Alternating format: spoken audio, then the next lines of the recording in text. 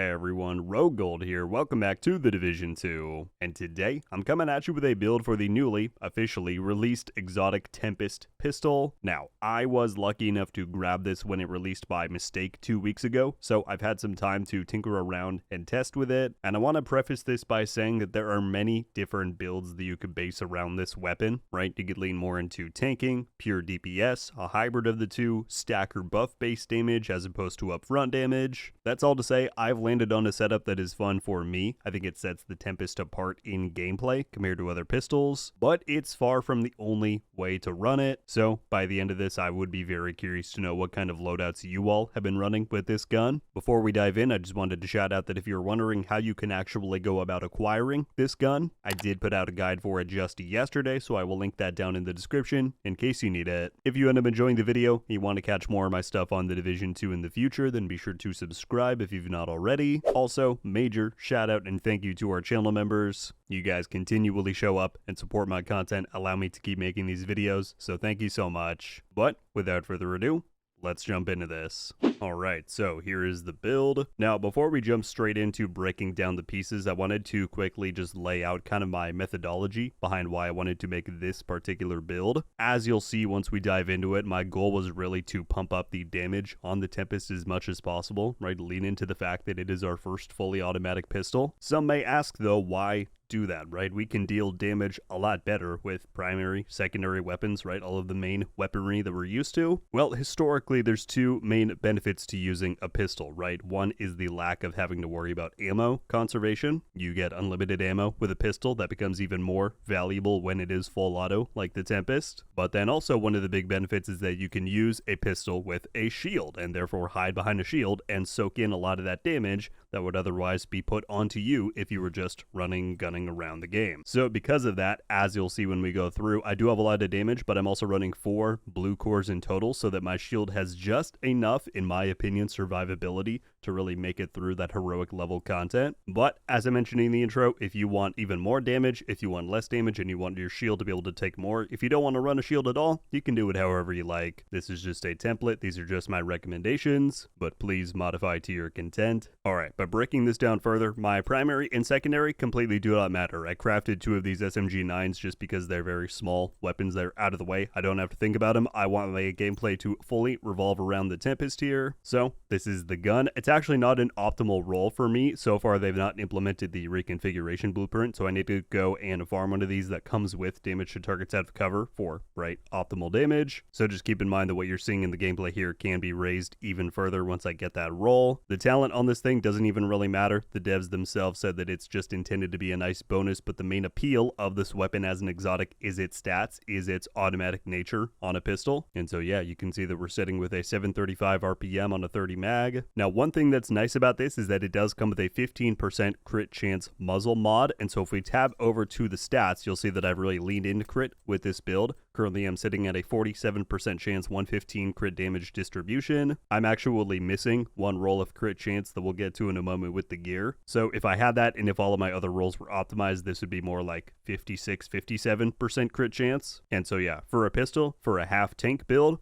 I feel like this is pretty solid. But now let's talk about the gear that is getting us to that, shall we? Starting off, I have the Punch Drunk named mask. This is part of the D&H brand, which the one piece gives us 20% pistol damage. Now, this is not actually mandatory, right? The named uniqueness of this is that you get 20% headshot damage. I'm not building into headshot damage. So if you wanted to get a regular D&H mask or another piece in a different slot that had a crit chance roll, that had something else, you totally could. I partway went with this for convenience. Otherwise, 20% headshot damage doesn't hurt. If you're landing those, you'll be dealing even more damage. But yeah, overall, one piece of D&H is very nice for that one piece brand bonus. Moving on to the chest piece, we have our first of 3 pieces of the Imminence Armaments brand. In total, these give us 5% weapon damage, 100% increased threat, and then the 3 piece, which is really what we care about here, 60% pistol damage. This came in last season, I believe it was, but yeah, that 60% is just too good to pass up, and it's very much continued contributing to our total DPS output. On here I've got weapon damage, crit damage, weapon handling, a crit damage mod with Intimidate. This talent choice will make a lot more sense once we get to the backpack, but in general, we're going to be up close to enemies thanks to our Bulwark Shield, and so then when we get bonus armor, we're getting up to 36% additional damage, which is really nice. But as I said, we'll come back to that momentarily. Moving on to the holster, our second piece of Imminence armaments. On here I have armor, crit chance, and weapon handling. Actually, I forgot to mention the weapon handling portion of the chest piece. I have intentionally decided to lower my total crit values to spec into a little bit of weapon handling. Reason being, the Tempest at its base stats I believe really lacks in terms of reload speed, right? If you leave it at a 30 mag and you have no extra reload speed, then a lot of your time in gameplay is going to be spent pulling it back, reloading. It just kind of takes a long time, in my opinion. So having anywhere between 2 to 3 weapon handling rolls just helps speed it up that much more, and to me that feels really good. But certainly if you want to go full damage, full crit all the way, there's nothing wrong with that. Next, let's talk about the backpack. This is our third and final piece of the Imminence armaments. On here I've got armor, crit damage, hazard protection is that one slot that I was mentioning when we looked at the stats. This is where I would of course prefer to have crit chance, but so far the ideal farming has evaded me, so I'm still on the hunt for that one. But yeah, we've got those rolls, a crit chance mod, and then Adrenaline Rush as our talent. This is how we are activating Intimidate, right? When we get near enemies, we get Adrenaline Rush to proc. That bonus armor most of the time won't get depleted because enemies are shooting our shield and not us. Intimidate then racks up very quickly. You then get the increased damage. For me, it's turned out to be a really good synergy, but if you wanted to go with something like Bloodsucker, you could as well. Then let's talk about the gloves. Here we have the brand new, as of this season, Exotic Overdogs. If you don't know what these do, these apply 30% amplified damage to the lowest ranking enemies that you are currently in combat with.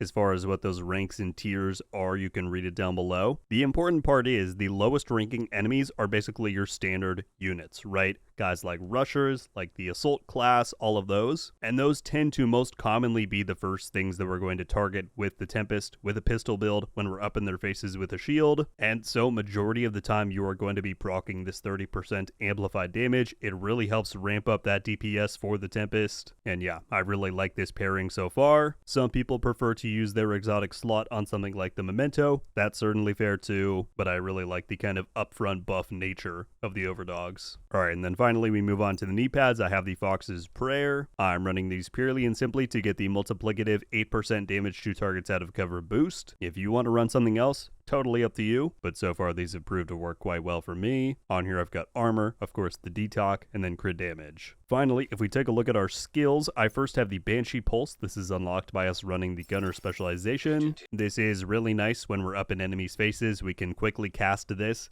get a lot of CC out, and get those people down, but there are plenty of other viable skill options as well. You do not have to run this. The one you will likely be running is the Bulwark Shield, at least the majority of you probably will want to. Being able to use a full shield with a fully automatic gun is a first for the Division 2. It's a very nice perk. And yeah, as I said, we have 4 blue cores on our build to get the shield to tier 4 in total. And for me, I found that to be a pretty good sweet spot for the majority of heroic content. Finally, as I mentioned just a moment ago, I do have the Gunner specialization on. The spec pick is mostly up to you. I picked this because of the benefits that it grants automatic weapons, which the Tempest is. Stuff like rate of fire on kill, armor on kill, reload speed increases, all of that. Whatever spec you decide to go with, just make sure to go into that damage tree and spec into the pistol damage, which a lot of people probably normally wouldn't have equipped. But yeah, you're going to want every ounce that you can get.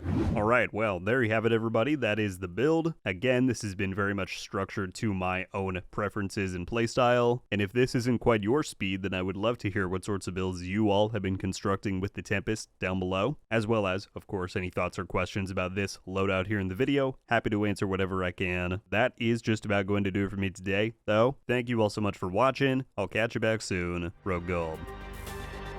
Out.